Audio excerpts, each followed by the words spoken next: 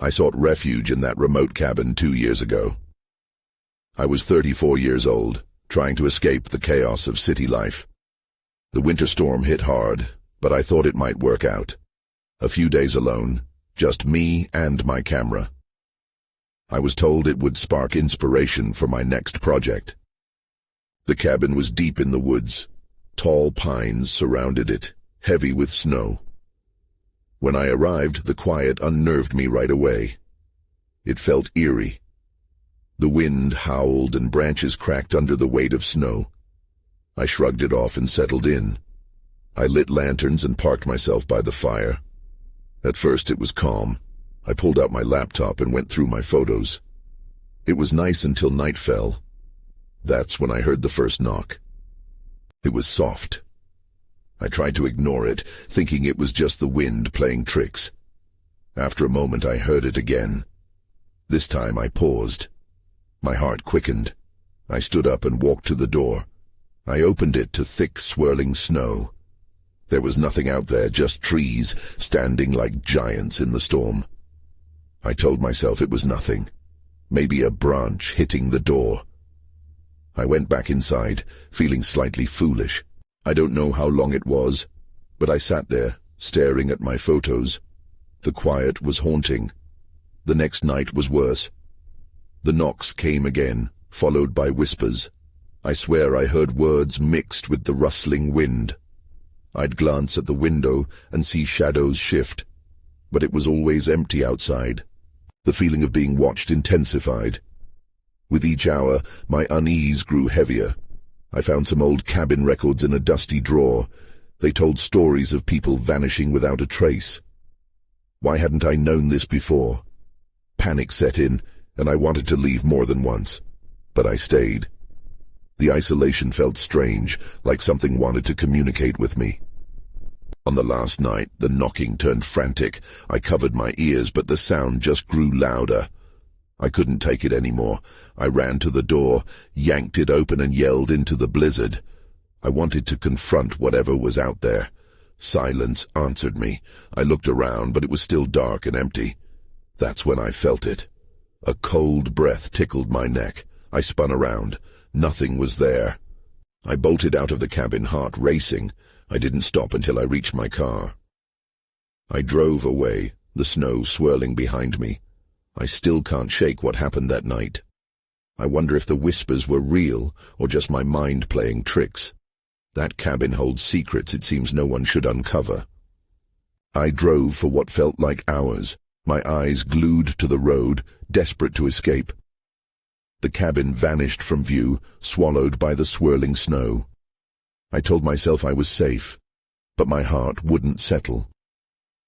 I kept looking in the rearview mirror, half expecting to see shadows trailing behind me. As dawn broke, the sky lightened, revealing a landscape transformed by the storm. The trees stood silent, still dressed in white. My pulse finally slowed as I reached civilization. I pulled into a nearby diner, seeking warmth and comfort. The waitress poured me a cup of coffee, eyeing me cautiously. I must have looked like a ghost. I gave her a weak smile and forced myself to eat, but my mind was elsewhere. I couldn't shake the images of the cabin and the frantic knocking. Around noon, a man entered the diner. He had a scruffy beard and a heavy jacket. He sat at the counter just a few stools away. I noticed him eyeing me, and an uneasy feeling crept back. I tried to look away, focusing on the steaming mug in front of me. Suddenly, his voice cut through the noise of the diner. "You came from the old cabin, didn't you?" I looked up, startled. "What?" He leaned closer, lowering his voice. "The cabin in the woods. All those disappearances." My stomach dropped. "What do you know about it?" He glanced around, ensuring no one else was listening. "I grew up near there. Folks around here know the stories. Bad things happened in that cabin. People don't last long when they go there." I ran my fingers around the rim of my cup, heart racing again. "I just stayed a few nights. It was supposed to be a retreat." A scoff escaped him. "You think it's that simple?" His eyes flashed with intensity. They don't just knock and whisper at you for fun. It wants something. I shook my head, disbelief washing over me. It was just the wind or my imagination. I didn't see anything. He leaned closer, his expression grave. Trust me, whatever is out there grows hungry when it's disturbed, and now it knows you. That chilling thought latched onto me, gripping my mind. I wanted to laugh it off, but fear snaked through every fiber of my being. You can't be serious. Ask around when you get back, he said. But be careful. It's not just a place, it's a presence. It'll draw you back. The atmosphere in the diner shifted. I felt like all eyes were on me, like the walls were listening. I couldn't consume another bite. I paid in a hurry, the man's warning echoing in my ears. As I left, the cold air bit at my skin. I glanced back at him, but he was already focused on his food. I wondered if I'd made a mistake by coming back to the world. That night, as I tried to sleep, a chill crept into my room. I thought I heard soft knocking on the walls, but I brushed it off as my imagination. Then I found the message on my phone. It was a single photograph taken at the cabin. A blurry figure stood at the door, staring back at the camera. I hadn't taken that shot. My heart dropped as the truth sank in. I wasn't done with the cabin yet. Something wanted me back. The next morning, I woke with a heavy weight on my chest. The sun streamed through my window, but it felt cold. I grabbed my phone and stared at the photo again. A lingering dread curled in my stomach. Who or what was that figure? I needed answers. The man at the diner warned me to ask around, so that's what I'd do. But first, I'd have to return to town to confront the stories that haunted that cabin. I dressed quickly, my mind racing. As I drove back into the small town, remnants of the storm lingered in the air, and I couldn't shake the feeling of being observed. My first stop was the local library. I hoped for some old newspaper clippings or records of the cabin. Stepping inside, the musty scent surrounded me. The librarian, an older woman, looked at me with curiosity as I approached the desk. "I'd like to know about the cabin in the woods," I said cautiously. "You know, the one where people have gone missing." Her eyes narrowed. "People don't talk about that place. Bad energy, they say." "I just need information. Anything." She sighed, then reached for a few dusty books. "There are stories, folklore more than fact," she mumbled. As I flipped through the pages, a name popped out. Thomas Reed. He was one of the last known people to stay at the cabin before it fell into disrepair. Pushing through the layers of dust, I found an article mentioning his disappearance, along with a sketch of him standing outside the cabin. My breath hitched. He looked familiar. Way too familiar. I had seen his face in a fleeting moment of clarity on my phone screen, the blurry figure at the door. I couldn't ignore the connection. I took a picture of the article and the sketch before heading out, the dread swirling deeper in my gut. Later that day, I found myself wandering near the edge of town, where whispers echoed around me like ghosts. I approached an old man sitting on a stoop, weathered by time and story. "Do you have any tales about the cabin?" He instantly shifted his focus to me, piercing gray eyes sizing me up. "The cabin is cursed. It latches on to people." "What do you mean?" I pressed, feeling impatience clawing at me.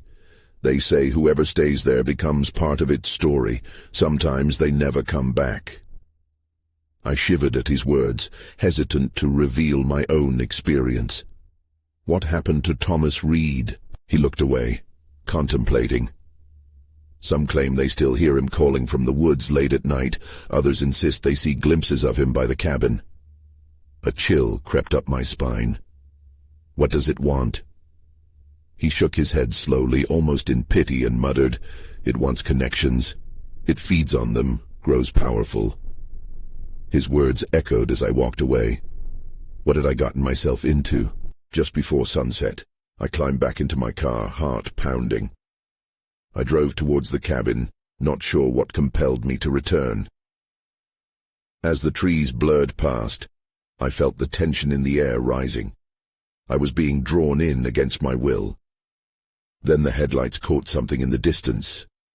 There, on the side of the road, stood a figure. It looked like a woman, her silhouette dark against the fading light. I slammed on the brakes, my heart in my throat. That's when I saw it. Beside the figure, the outlines of others, all staring, unmoving at me. My breath faltered. They were wearing clothes from decades past. Their eyes glistened with something I couldn't quite place. I wanted to scream, to turn back, but my body froze. Their silent stares were demanding, pulling me closer. As I stepped out of the car, the shadows began to shift. I realized I was not alone. And in that moment, I understood.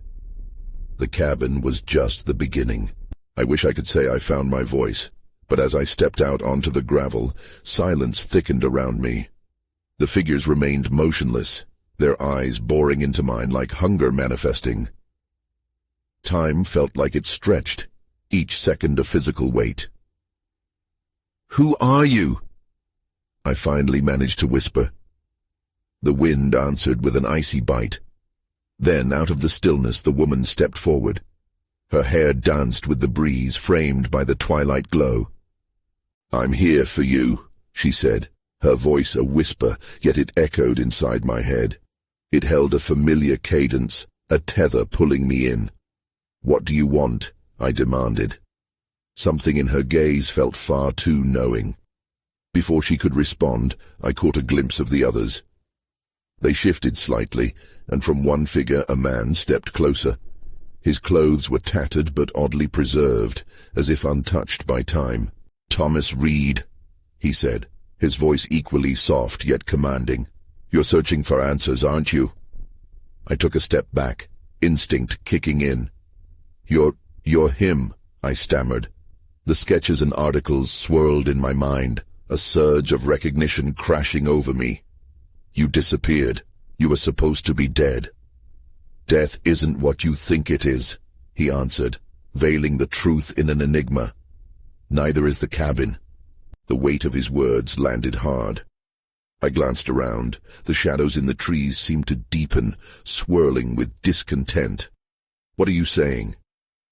"You came here for a reason," he said, a faint smile cracking the solemnity of his face. "The cabin knows you. It desires your connection." I felt an urge to flee, but my feet felt glued to the ground. "I don't want any part of this," I shouted, but it rebounded in the stillness. "I can help you, but you must first understand," Thomas insisted. "Many have become part of its story. I was one of them, but it doesn't have to end this way." As he gestured toward the cabin, the air crackled. I turned my head, dreading what lay ahead, an outline of the dilapidated structure barely visible through the trees. The invitation stirred something within me, a blend of dread and curiosity fighting for control. But then I remembered the stories.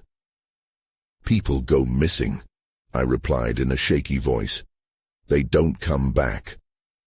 "Some do in a way," Thomas replied, the flicker of his smile replaced with a solemnity that thundered in the air. "You're brave for being here. Most wouldn't dare." My heart sank. I found myself wanting to believe him, wanting to know more, but something gripped me tightly, a fear so primal. "What is it trying to feed on?" I asked, the question stumbling out. "It feeds on stories, on fear. It wants your past, your connections, and once it has them, you'll become part of it forever." Suddenly, the other figures stirred, murmurs of a past long gone filling the silence. Their eyes shimmered, reflecting memories that had been forgotten by everyone but them. I could feel the desperation growing, the craving of something long lost. In that moment, I felt the ground shift beneath my feet. I was at a crossroads, teetering between unveiling a dark truth or succumbing to my worst fears. But deep down, I knew I had to know. "Show me," I said.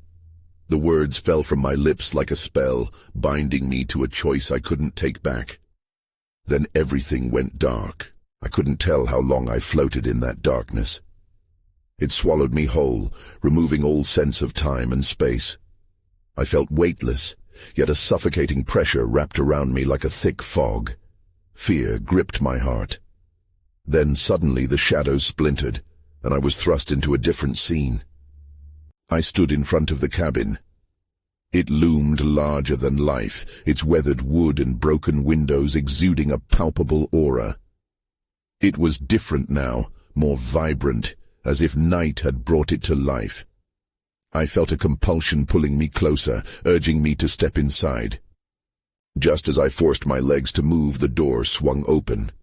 The air was thick with the scent of damp wood and something else, a faint whiff of decay. I hesitated. A wave of memories washed over me, snippets of conversations, laughter, and cries. I shuddered. They were all tangled together, unrecognizable yet strangely familiar. Once inside, the atmosphere changed completely. The cabin was illuminated by flickering candles, casting dancing shadows on the walls. I was no longer alone. The figures from outside had followed me, now a part of the scene, their faces solemn and unreadable. They seemed to watch my every move, and I could feel them probing for answers, searching for something they had lost. "Why are you here?" The woman I had seen before stepped closer, her gaze intense and unwavering. "I don't know," I admitted. The honesty cut deep. I thought I needed to know the truth. "The truth?" she echoed, almost mockingly. "Truth is what we make of it here. It's all in how you tell your story." "But I don't have a story," I stammered, fear bubbling up again. "Everyone has a story, even if they don't choose to tell it." Thomas's voice chimed in from the shadows. "The cabin needs yours." Suddenly, I heard a faint whispering, rising and falling like a distant echo. It wrapped around me, tugging at memories buried deep. Names flitted through my mind, faces fading in and out. Dread pooled in my stomach as I recognized one. My sister, Lisa. "Where is she?" I yelled, panic lacing my voice. "What did you do to her?" The whispers grew louder, and the figures began to swirl around me. "She's part of our story now," they said in unison. "We are all connected." Horror crashed over me. I backed away, colliding with a rough wall. I was trapped in a nightmare. "No, I won't be part of this," I screamed, but my words felt hollow in the vastness of the cabin. A sudden silence fell. It was heavy, almost suffocating. Then an icy gust burst through the open door, scattering the candles and plunging the cabin into darkness once more. I felt the shadows closing in. "You'll have to choose," the woman whispered. "Will you tell your story, or will you become a lost one like the rest?" That question hung in the air like a noose. I was caught in a fraying web, and somewhere within me, a voice began to stir. Then everything went dark again, but this time a new thought gnawed at my mind. I needed to find Lisa, no matter the cost. I was jolted awake, gasping for breath. The room swirled, and for a moment I couldn't remember where I was. I blinked against the darkness, the cabin's walls pressing in on me. "Lisa," I shouted, but my voice felt weak, swallowed by the thick silence. I had to find her. My heart raced as I scrambled to my feet, the splintered floorboards creaking beneath me. I searched for light, anything to guide me. I stumbled toward the door, now partially shut.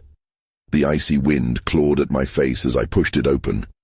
Outside, snow fell like thick curtains against the night sky, obscuring everything.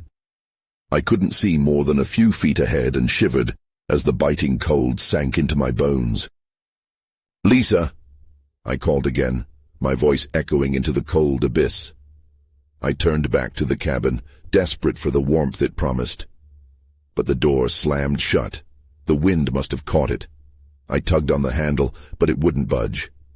Panic surged as I pounded on the door, shouting her name again and again. Where could she be? But as I stood there, my breath fogging in the frigid air, I felt the presence of the figures surrounding me. They had followed me outside. I glanced over my shoulder, and for a heartbeat, I felt the weight of their gaze. Were they watching me?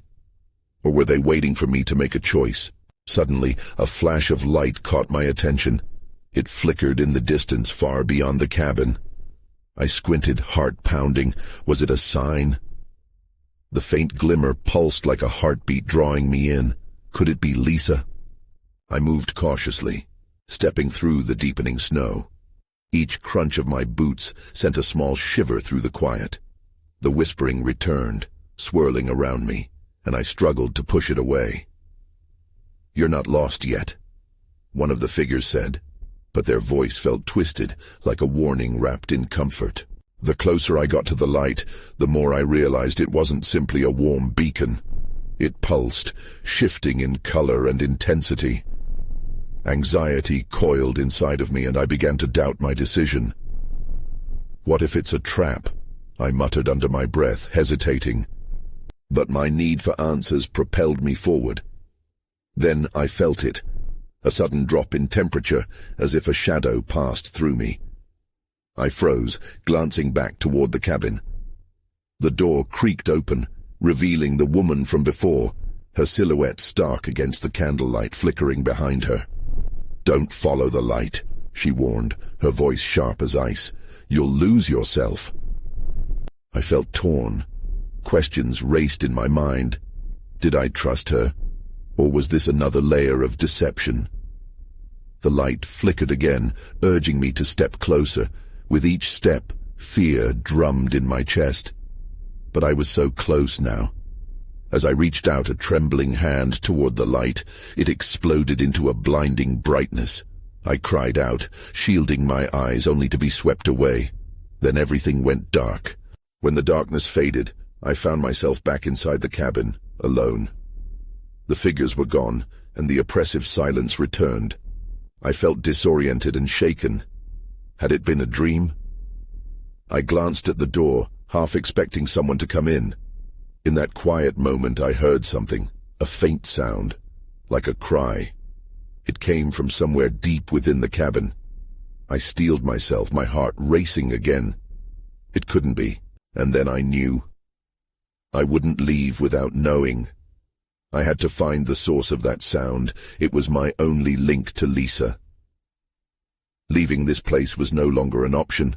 The sound was faint but unmistakable, a soft, muffled cry that tugged at my heart. I crept towards the back of the cabin, my breath hitching with each step. The walls seemed to close in as shadows danced around me. I scanned the room, the dim light barely illuminating the corners. The fireplace, cold and dark, held a menacing presence. I passed the old table, its surface scratched and worn, and made my way to a door at the end of the narrow hallway. It was slightly ajar, a sliver of darkness beckoning me. "Lisa," I whispered, my voice tremoring in the stillness. The sound echoed back, but no response came. I pushed the door open, the hinges creaking. Inside was a small storage room filled with dusty crates and old tools, but in the far corner I saw something, a pile of blankets. My heart thundered, and I rushed towards it. I had to know. As I approached, I hesitated. What if I was wrong? What if it was nothing? Taking a deep breath, I knelt beside the blankets and pulled them back. My stomach dropped. It was empty. But then, beneath the blankets, I noticed a small box. The surface was weathered, covered in strange markings. My fingers brushed over it, and I felt a chill race up my spine. The sense of wrongness enveloped me, and I hesitated. Should I open it? Then I heard it again, that same muffled cry, sharper and more urgent this time. It filled the room, echoing within my skull. I couldn't ignore it. I couldn't leave without knowing. I resolutely lifted the lid of the box. Inside lay a thin silver locket. I could make out the faint outline of a picture. My hand trembled as I reached for it, willing myself to remain calm. I drew in a breath and opened it. My breath caught in my throat. Inside was a photograph of Lisa, her bright smile frozen in time. She looked happy, carefree, and unaware of the nightmare this place held. A wave of relief washed over me, tinged with an even deeper dread. I clutched the locket, looking in every direction. "Lisa!" I shouted, hoping my voice would reach her, would bring her back. The cry reverberated around me, intensifying with a new urgency. But instead of silence, the whispering returned. The figures from before seeped back into the room, shadows stretching along the walls. I swung around to face them. Their movements were fluid, like smoke. "Why are you here?" I stammered, panic rising in my throat. "What do you want?" One of the figures stepped forward, mouth moving but no words came out. Instead, I felt an overwhelming rush of cold air wrap around me.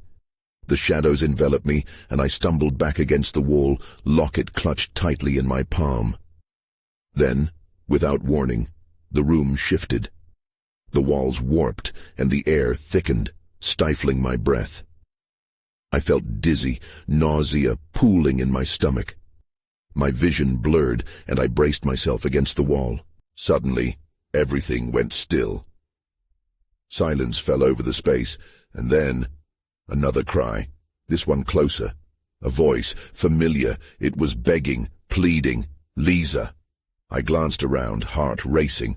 The shadows were gone, but I could feel something closing in on me. I had to get out. I had to find her. But as I turned to leave the storage room, I couldn't shake the feeling that something was waiting for me, something I wasn't prepared to face. That's when I saw it.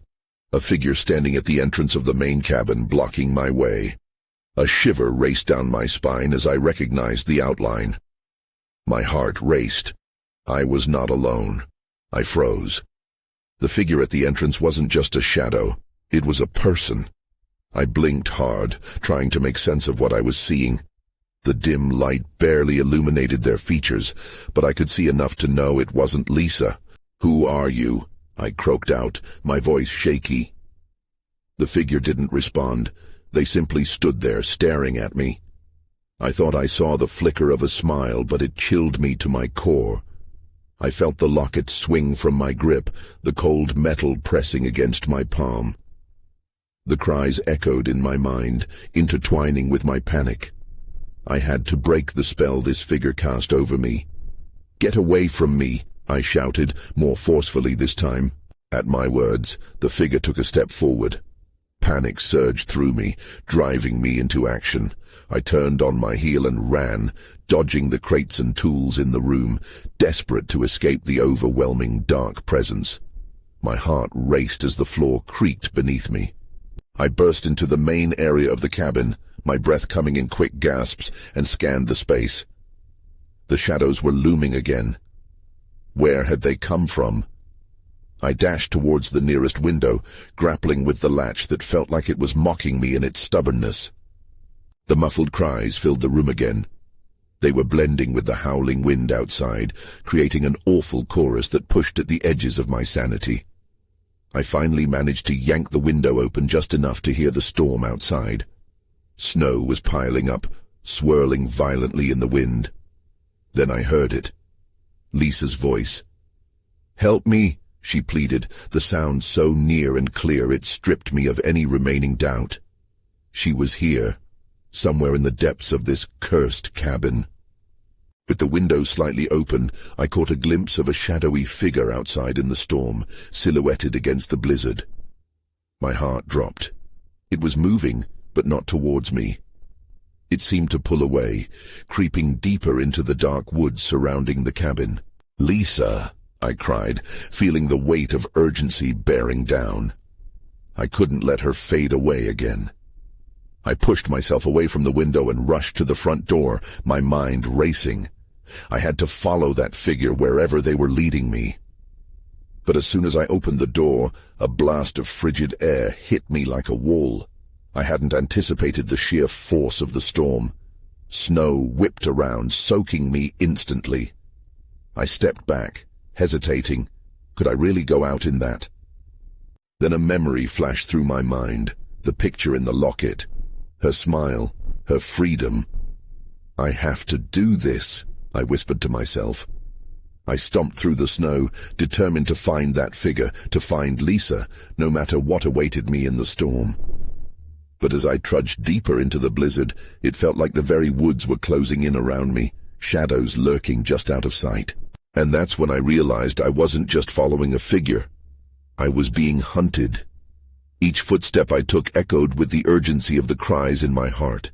I felt something behind me again, a chilling presence stalking my every move. Whatever was out there, it wasn't just interested in Lisa. It was after me, too. I pressed on, stumbling through the waist-deep snow. Each step strained my legs, and the cold seeped through my clothes, biting at my skin.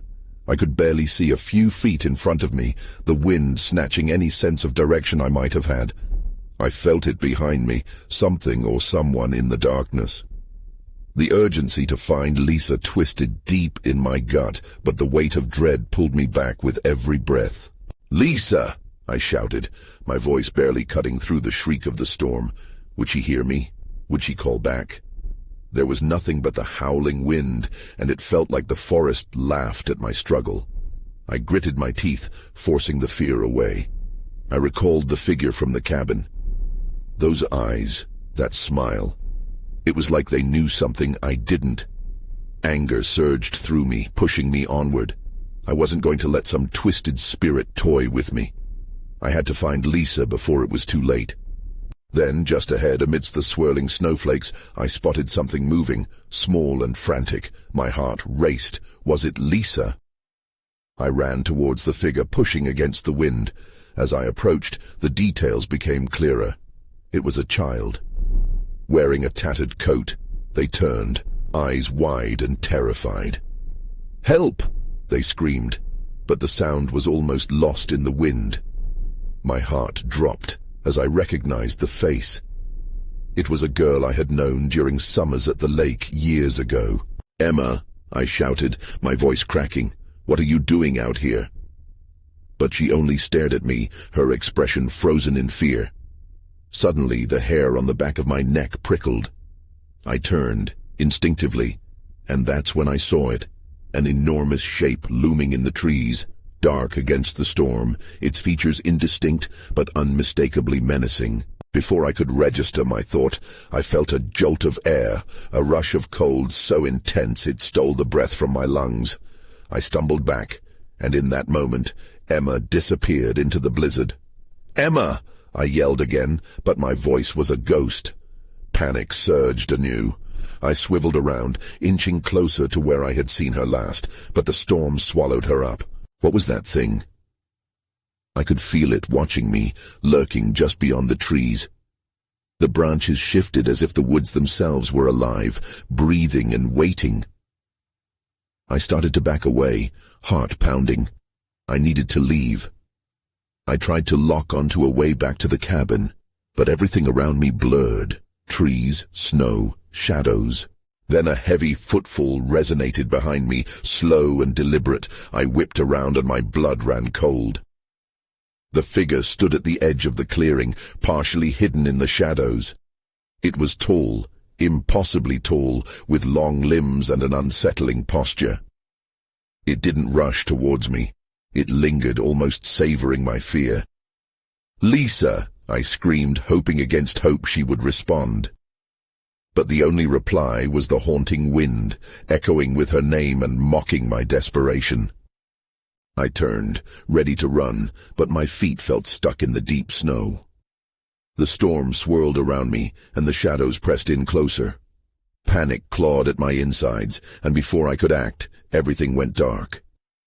I woke up disoriented, the weight of the previous night pressing down on me like a heavy fog. I lay on the ground, cocooned by an uncomfortable chill. Slowly, the sensations came back to me. The sharp bite of cold and the muffled sound of the wind mingling with a distant echo of cries. Panic surged anew, but I pulled myself onto my feet, heart racing. Where was I? I glanced around, straining against the darkness. The forest stretched endlessly in every direction under a gloomy, starless sky. I took a shaky breath, gathering my thoughts.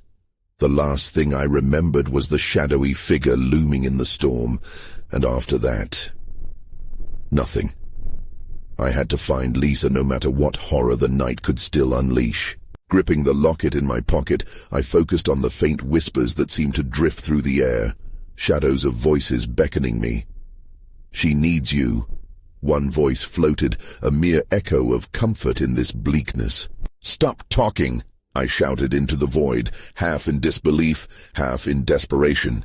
But my shout dissolved into the wind, leaving me feeling even more alone.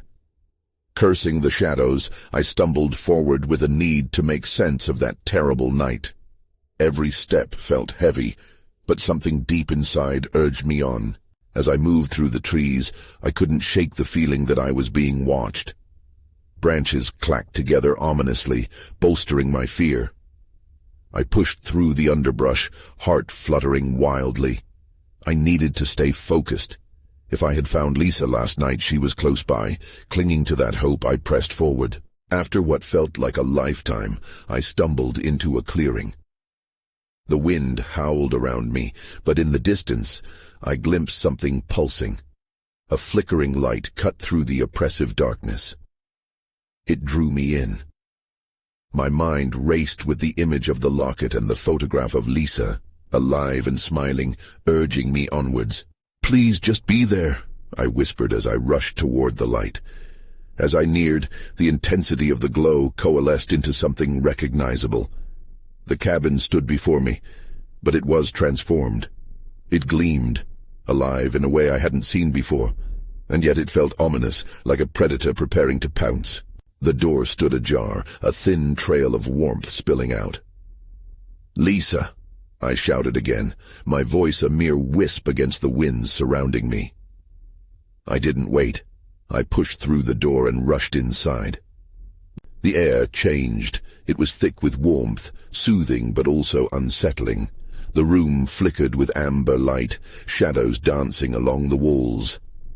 I called out for her once more, hands trembling as I scanned the surroundings. Memories from my previous visit flooded back, those frantic knocks, the howling winds, the whispers that breathed through the night. I noticed a figure seated at the edge of the hearth, a familiar silhouette. Then the light caught her features. "Lisa!" I gasped, heart lighting with hope. It was her, but an unnerving calm surrounded her, and she wasn't alone. The figures from before stood watching, unnervingly still. The candlelight did little to illuminate their expressions, but I could feel their collective gaze weighing heavily upon me. "You remember," Lisa said softly, her voice rolling like thunder amidst the calm, echoing with an unfathomable depth. "Where have you been?" I gasped, feeling both relief and tension coil in my gut. "Here," she replied, her tone cryptic. "But they'll only let you stay if you tell them." "Tell them what?" "Your story, Jacob," she urged, tears glistening in her eyes. "Even untold stories can bind us." I felt something shift in the atmosphere. The shadows sucked in breath, hanging on my every word. My heart raced as even I didn't fully grasp what I needed to say. "I don't want to go through this. I want to leave." A smile crept onto Lisa's face, a mix of comfort and something darker. "You're already part of it." The shadows began to stir as coldness flooded the room, and suddenly panic washed over me again. I had to escape. But what of Lisa? She looked so serene, trapped in that moment. "I will find you. I promise." But the shadows loomed closer, whispering in ways I couldn't understand. I felt the air thicken as dread nested deep in my bones. "Run." I heard the words spike from Lisa, but they didn't seep through the weight of tradition that had settled upon the cabin. The last glimpse I had of my sister was of her face gripping a mix of worry and time-worn beauty, the shadows curling around her.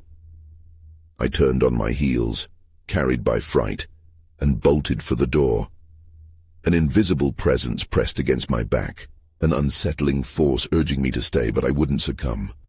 The door swung wide and I plunged into the storm, the cold wind taking me away from the flickering warmth of the cabin I had once called home, sparking a twisted nostalgia of what I now feared. I sprinted into the snow-covered landscape, breath fogging before me as the wind howled. Running deeper into the night, I didn't know where I was headed. The shadows behind me faded into the black, their whispering voices lost to the storm. Escape. Perhaps that was all I could grasp for now. Maybe they would eventually come to claim what they wanted, maybe even a story I hadn't yet told. As the snow whipped against my face, I glanced back one last time at the cabin, still glowing in the storm, an ever-present apparition, waiting in the shadows. I had made it out now, but as I trudged onward into the frigid darkness, I couldn't help but wonder, was I truly free? Or had I simply traded one layer of fear for another? No answers awaited me, only the biting cold and the rhythm of my heart, firmly tied to stories left untold. I moved into the unknown, never once looking back, but knowing some part of me would always linger in that cabin.